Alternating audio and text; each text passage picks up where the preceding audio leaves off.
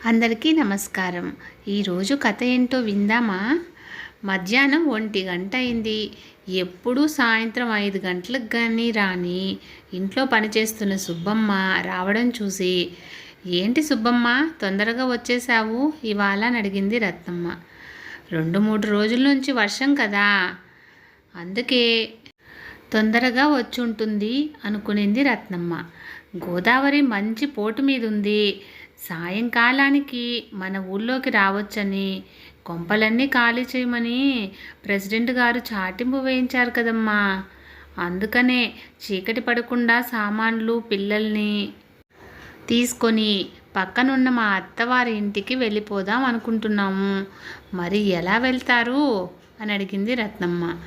మన ఊర్లోకి పడవలు వచ్చాయి, వాడు అడిగినంత ఇచ్చి బయటపడదాము అనుకుంటున్నామమ్మా అంటూ చెప్తున్న సుబ్బమ్మ మాటలకి ఒక్కసారి ఆలోచనలో పడింది రత్నమ్మ. అది గోదావరి పక్కనున్న శుద్ధ పల్లెటూరు. ఊళ్ళో అందరూ మోతుబారి రైతులే. పిల్లలంతా చదువుకొని పెద్ద పెద్ద ఉద్యోగాలు చేస్తూ అమెరికాలో సెటిల్ అయిపోయారు. తాతల నాటి ఆస్తులు ఇల్లు వదల్లేక ఆ ఊర్లోనే కాలక్షేపం చేస్తున్నారు ఆ తరం వాళ్ళు. కోనసీమ గురించి అందంగా చెప్పుకుంటాం కానీ పాపం వర్షాకాలం వచ్చిందంటే వాళ్ళకి ఎంతో కష్టం. గోదావరి రోజుకొకసారి భయపెడుతూనే ఉంటుంది. ఆషాఢమాసం నుంచి భాద్రమాసం వరకు కొన్ని ఊర్లకి వరద గండమే. వరద వచ్చిందంటే వాళ్ళ కష్టాలు నిజానికి దేవుడికే ఎరుక. ప్రాణభయంతో అటు ఇటు పరిగెడతారు. గవర్నమెంట్ వారికి ఇచ్చే సహాయం తప్పితే తిండి తిప్పలు వేలకి ఉండవు. దానికి తోడు చలి. ఇటువంటి కష్టాలు పగవాడు కూడా వద్దు అనుకుంటున్నారు ఆ ఊరి జనం. ఊహించుకుంటేనే ఒళ్ళు జలధరిచ్చింది రత్నమ్మకి. పాపం ఈ వర్షంలో ఆ పిల్లలను పట్టుకొని చేతికి అందిన సామాను పట్టుకొని ఆ పక్క ఊరికి పోతే వాళ్ళది కూడా గుడిసే. నించోడానికి కూర్చోడానికి కూడా చోటు ఉండదు. పాపం వీళ్ళకి అని ఆలోచించి ఒక స్థిర నిర్ణయానికి వచ్చింది రత్నమ్మ. ఓ సుబ్బమ్మ, మీరు ఎక్కడికి వెళ్ళక్కర్లేదు. మన హౌస్ ఖాళీ చేయిస్తా. అందులో పిల్లల్ని పెట్టుకొని ఉండండి. ఎక్కడికో ఎందుకు పోవడం? గదులకు తాళాలు వేసుకుంటాం. హాలును ఆ వంటిల్లు వాడుకుందురు కానీ బయట స్నానాలు గది మరుగుదొడ్డి ఉంది కదా, మీకు ఏ ఇబ్బంది లేదు. నువ్వు సామాన్లు తీసుకొని పిల్లల్ని తీసుకొని వచ్చేయి, నాకేమీ ఇబ్బంది లేదు అంటూ చెప్పిన రత్నమ్మలో దేవుడు కనిపించాడు సుబ్బమ్మకి. ఇంకేమీ మాట్లాడకుండా గబగబా ఇంటికి వెళ్ళి ముఖ్యమైన సామాన్లు పక్క బట్టలు తీసుకొని భర్తని పిల్లల్ని తీసుకొని హౌస్లో వచ్చేసింది సుబ్బమ్మ. హాల్లోకి రాగానే ప్రాణం చాలా హాయిగా అనిపించింది. బయట అసలే చలిగా ఉందేమో, లోపలికి రాగానే వెచ్చగా అనిపించింది.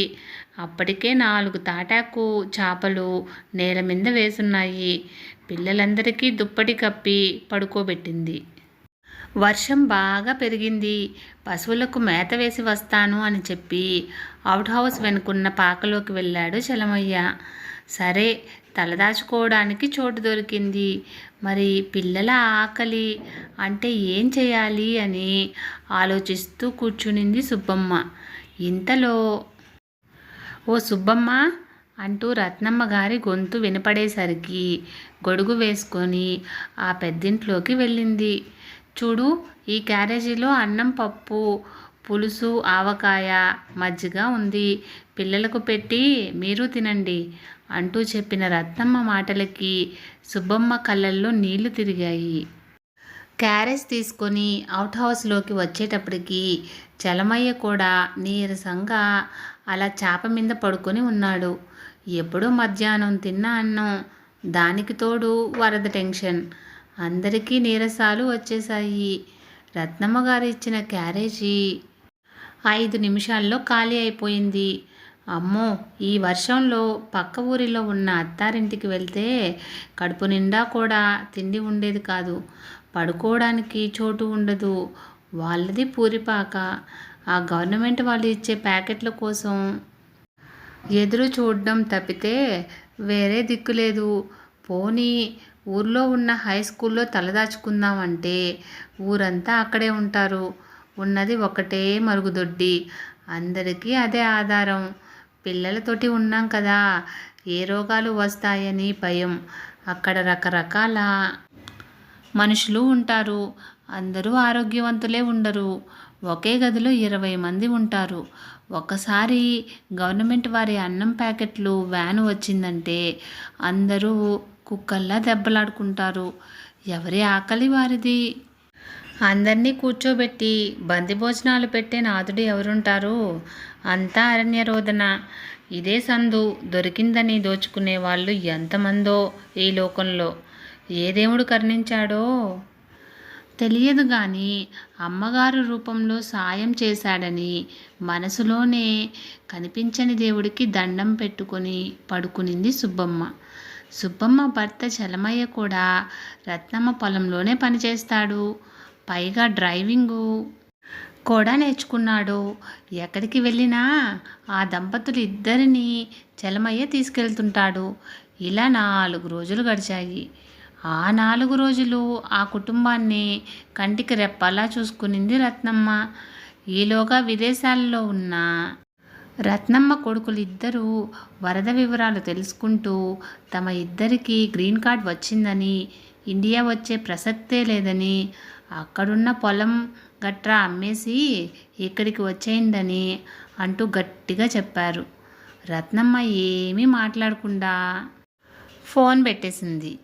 ఏదో చుట్టపు చూపుగా 3 నెలలు వెళ్తేనే అక్కడ ఏమీ తోచేది కాదు. ఇప్పుడు నిజంగా అక్కడికి వెళ్తే పిచ్చెక్కిపోతుంది. పైగా కొడుకు కోడలు ఇద్దరూ ఉద్యోగాలు. ఇంట్లో ఎవరూ ఉండరు. పైగా ఇక్కడ ఉండిపోతే రేపొద్దున్న కాలు చెయ్యి వంగితే ఎవరు చూస్తారు? అది కూడా ఒక సమస్య. ఈ వయసులో ఎవరో ఒకరు సహాయం ఉండాలి. ఊరు నిండా చుట్టాలు ఉంటారు కానీ కనిపించినప్పుడు నవ్వుతూ మాట్లాడతారు కానీ అడిగితే కానీ ఏ పని చేసి పెట్టరు. దేశం కాని దేశంలో ఎవరు ఖాళీగా కూడా కనిపించరు. అందుకే మనకంటూ చేతి కింద ఒక మనిషిని పెట్టుకుంటే ఏ సమస్య ఉండదు. ఈ వయసులో అదే మంచిది. ఎక్కడికి వెళ్ళకూడదు అనుకుంటూ ఆ విషయం ఆ రాత్రి భర్త శ్రీనివాస్కి చెప్పింది. రత్నమ్మ మాటకి శ్రీనివాస్ కూడా అంగీకారం తెలిపాడు. ఈలోగా వరద తగ్గుముఖం పట్టింది. గోదావరి తల్లి శాంతిచ్చింది. అవును, వరద తగ్గిపోయింది కదా, చలమయ్య కుటుంబం ఇంకా మన ఇంట్లోనే ఉన్నారేంటి అంటూ భర్త అడిగిన ప్రశ్నకి, ఉండనివ్వండి, మన ఇల్లేనా, అరిగిపోతుందా కరిగిపోతుందా? పాపం మన మీద ఆధారపడి ఉన్నవాళ్ళు మనం కాకపోతే ఎవరు చూస్తారు? అయినా ప్రతి ఏటా వరద వస్తూనే ఉంది. పిల్లలతో వాళ్ళు ఎలా ఇబ్బంది పెడతారు?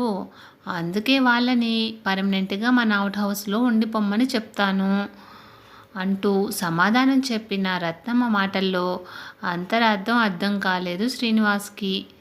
చూడండి, మనకి వయసు మీరిపోతుంది. పిల్లలిద్దరూ అమెరికా నుంచి ఇక్కడికి రానని చెప్పేశారు. మనము అక్కడికి వెళ్ళి ఉండలేం. మనకంటూ ఒక సహాయం ఉండాలి. అర్ధరాత్రో అపరాత్రో ఏ అవసరం వస్తుందో ఎవరికి తెలుసు? అందుకే సాయంగా వాళ్ళని ఉంచుకుందామండి. వాళ్ళు మనకు సహాయం, మనం వాళ్లకు సహాయం. రేపటి నుంచి మనం ఏమీ పెట్టక్కర్లేదు వాళ్ళకి. వాళ్ళ వంట వాళ్ళు వండుకు తింటారు. ఏదో కష్టం వచ్చినప్పుడు కదా సాయం చేయవలసింది అంటూ చెప్పిన రత్నమ్మ మాటల్లో నిజాన్ని గ్రహించాడు శ్రీనివాస్. అమ్మ, వరద తగ్గిపోయింది, మా ఇంటికి మేము వెళ్ళిపోతామంటూ పొద్దున్నే చెప్పిన సుబ్బమ్మ మాటలకి మీరు ఎక్కడికి వెళ్ళక్కర్లేదు. అది మీ సొంత గుడిసె కూడా కాదు, గవర్నమెంట్ స్థలం. రేపో మాపో వాళ్ళు ఖాళీ చేసేయమంటారు. అందుకొని మీరు ఈ అవుట్ హౌస్లోనే ఉండిపోండి. ఎలాగూ మీరిద్దరూ మా దగ్గరే పనిచేస్తున్నారు కదా అని చెప్తున్న రత్నమ్మ మాటలకి చలమయ్య సుబ్బమ్మ కళ్ళ నిండా నీళ్లు పెట్టుకుని కాళ్ళ మీద పడ్డారు. ఈ కథలో రత్నమ్మ స్వార్థంతో ఈ పని చేసిందని అందరూ అనుకుంటాం. రత్నమ్మ శ్రీనివాస్ దంపతులకు కావలసినంత ఆస్తి ఉంది, 2 అంతస్తుల ఇల్లు ఉంది. కానీ వయసు ముదిరే కొద్దీ ఆ దంపతుల్ని ఒంటరితనం, వయసు ప్రభావంతో ఎప్పుడు ఏం జరుగుతుందో అని భయం పట్టుకుంది. ఇప్పుడు కావాల్సింది ఒక మనిషి సహాయం. అది ఎవరైతే ఏంటి, అవసరానికి ఆదుకునే మనిషి కావాలి. పిలిస్తే పలికే మనిషి. ఎంత డబ్బున్నా మనం ఆత్మీయంగా ఎవరినైనా దగ్గరికి తీసుకోకపోతే ఇంట్లో వాళ్ళైనా బయట వాళ్ళైనా మనకేసి చూడరు. ఈ వయసులో నోరు మంచిదైతే ఊరు మంచిదవుతుంది అని సామెత ఉంది. అది రత్నమ్మ ఆలోచన. ఎవరికైనా కావాల్సిన సహాయం చేసి మనం వాళ్ళ దగ్గర నుండి సహాయం తీసుకోవడంలో తప్పు లేదని ఆమె అభిప్రాయం. ఫ్రెండ్స్, ఇలాంటి మరిన్ని వీడియోస్ కోసం సన్ పాజిటివ్ థాట్స్ ఛానల్ను సబ్స్క్రైబ్ చేసుకొని సపోర్ట్ చేయండి. ఈ వీడియో నచ్చితే లైక్ చేసి షేర్ చేయండి.